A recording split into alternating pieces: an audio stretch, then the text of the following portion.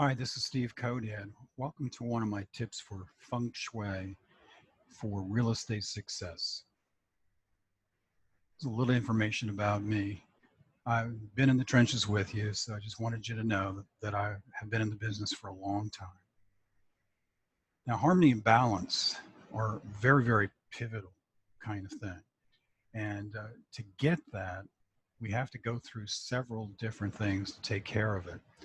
But we actually recognize that it's not there when we walk into an environment. So what is it and how do you measure it? Well, in real estate, it can be very obvious to a home buyer, and maybe not so obvious to the person who lives there. Definition of balance: a condition in which different elements are equal or in the correct proportions. So let's look at some homes that are good and some that are not so good. Now, here's a particular home to me that is out of balance, just outside. Possibly know what the 5 elements are in Feng Shui, but one of them is earth, and the stones definitely represent earth. So the house is really a little bit too much out and too much of an extreme. So we need to consider changing that to some degree so there's more harmony to the front. So an after would look like something like this, where they actually got rid of some of that stone, that look. They also did an awful lot of better job with the landscaping. Or how about this one? I mean, you can take a look at the landscaping again. You can see there's a major problem there. So again, there's not a good balance. It's overwhelming. So by just getting rid of some of that stuff, allowing natural light to get into the house, changing the door so that it really pops and is very contrasting to the exterior of the house really helps. Here's a before and after. Again, the front door was not very positive. It didn't really pop. It really sort of blended in with the browns and the beiges. But the door color they picked definitely is easier to find, and what they did to frame it really helped quite a bit also. Here's the before and after.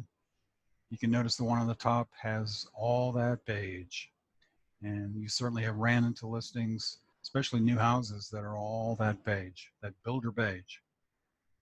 You want to get your clients away from that when you're trying to sell a house.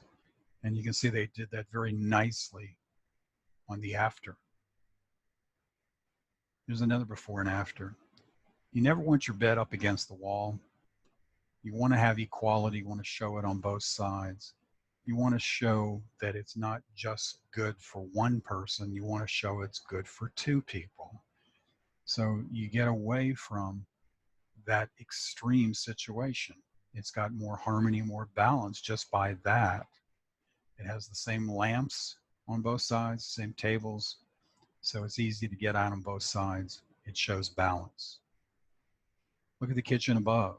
You know, you see a lot of kitchens like this, of course, you know, and then they did an awful lot to change the elements in that situation to get more of a balance and harmony there also. So in summary, you know, any room or house that has too much of a sameness is probably out of balance, and it's probably not going to knock the socks off any of the potential home buyers that are going to come into your listing. A client knows when it's an extreme. They really do. And they don't really care for it as much. You don't have to go crazy, but you do need to be able to show them something a little different, some contrast. It really does help an awful lot. So consider the idea, whether we're talking about the front door, we're talking about plants, we're talking about one wall in a bedroom which was painted. Use some contrast, and you'll find out it really is going to help with the balance, with the harmony, and it'll definitely be much more attractive to somebody.